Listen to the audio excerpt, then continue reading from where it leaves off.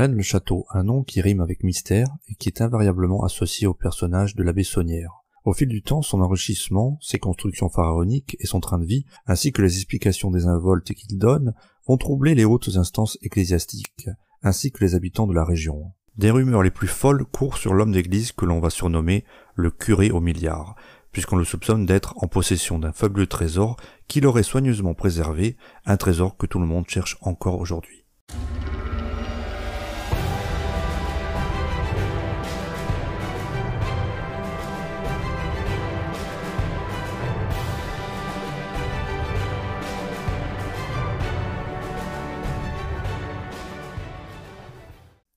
Le 1er juin 1885, l'évêque de Carcassonne désigne Béranger Saunière, un jeune prêtre de 33 ans, comme curé de Rennes-le-Château, situé dans l'Aude. Cette petite bourgade n'a vraiment rien d'une promotion, puisque son église est quasiment en ruine et son presbytère inhabitable. Saunière l'insoumis paie son insolence et se retrouve mis au placard par sa hiérarchie. Dès son arrivée, il se fait rapidement remarquer de ses paroissiens en engageant comme gouvernante une jeune servante de 18 ans du nom de Marie Desnarnaud. Puis, il fait débuter des travaux afin de restaurer l'église avec l'argent prêté par la mairie.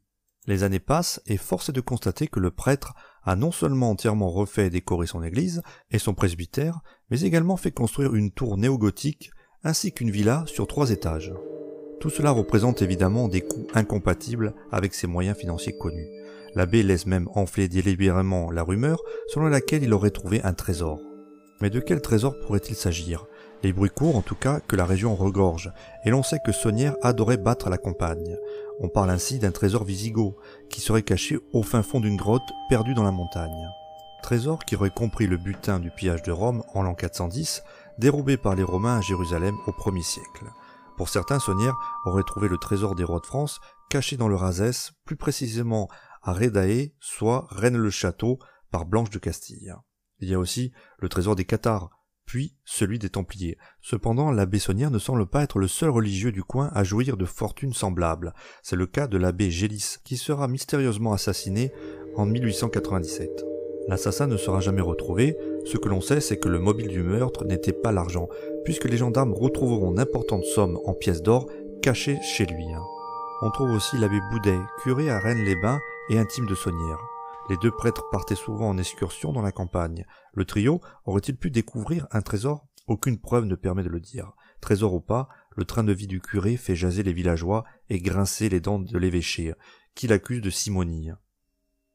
Régulièrement sermonné par l'autorité supérieure et sommé de s'expliquer sur les sources de ses revenus, Saunière répond aux multiples courriers quand bon lui semble, envoie des dossiers incomplets, voire ne se présente pas aux convocations.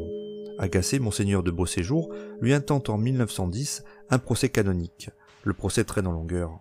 Déchu de ses fonctions sacerdotales, en 1911, Saunière est inculpé pour détournement de fonds en 1915. L'évêché de Carcassonne a sa théorie. Le curé n'a pas trouvé de trésor. Il aurait établi sa fortune sur un véritable trafic de messes payantes. S'il avait trouvé un fabuleux trésor, pourquoi se serait-il livré à un trafic d'indulgence ? En l'occurrence, le pardon des péchés. Un raisonnement issu du bon sens. Si Saunière refusait de dévoiler l'origine de ses richesses, c'est qu'elle n'était pas très catholique. En 10 ans, il avait drainé une masse colossale de demandes en provenance de toute l'Europe par petites annonces dans des gazettes religieuses, fait attester par la comptabilité du prêtre. Il est clair que, même en les regroupant au cours d'un même office, il ne pouvait pas toutes les dire. Saunière se défendra de tout enrichissement personnel, arguant que la villa n'avait pas été édifiée pour écouler des jours dans le luxe et la mollesse, mais pour en faire une maison de retraite pour les prêtres âgés et infirmes. Rien n'aurait manqué aux pauvres vieux, pas même une place réservée dans le cimetière de la paroisse, consigne-t-il le 15 juillet 1910, veille de sa convocation. On a également écrit qu'il avait joué en bourse, peut-être avec le trésor en or découvert par des ouvriers lors de la restauration de son église. Après le procès, avec cette interdiction de messe, comme par magie, ses ressources commencent à se tarir. Au point qu'il doit en 1913 contracter un prêt auprès du Crédit Foncier. Il vivra sans argent, vendant des médailles religieuses et des chapelets aux soldats blessés. En 1917, son cœur le lâche dans la tour médiévale qu'il a fait construire dans son domaine, la tour Magdala. Le médecin est appelé à la rescousse, mais il est déjà trop tard. Le curé est alors mandaté pour lui administrer l'extrême onction et recueillir l'ultime confession de l'abbé. Fait extraordinaire, le religieux refuse de lui donner l'absolution. Quel aveu indicible l'abbé Saunière lui a-t-il fait avant de mourir pour se voir refuser ainsi l'aide de Dieu ?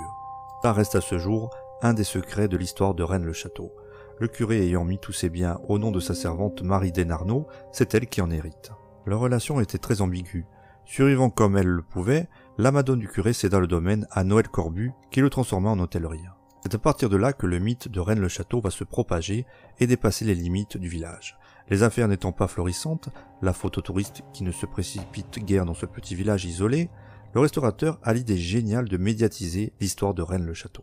Dès lors, les clients commencent à affluer de la France entière. Même la presse régionale ne se fait pas prier, l'évocation de l'affaire du curé au milliard faisant sensation auprès des lecteurs. Également, des spécialistes en ésotérisme comme Pierre Plantard et Gérard de Sède s'approprient le phénomène médiatique et complexifient encore davantage une histoire qui l'est déjà suffisamment. Le trésor ne suffisant plus, on évoque à présent l'existence d'un descendant caché des dynasties mérovingiennes. Selon cette nouvelle théorie, la dynastie mérovingienne ne se serait pas arrêtée au dépôt de Childéric III par Pépin le Bref en 751, le roi Dagobert II, roi d'Austrasie de 674 à 679, aurait eu un fils caché, un certain Sigisbert.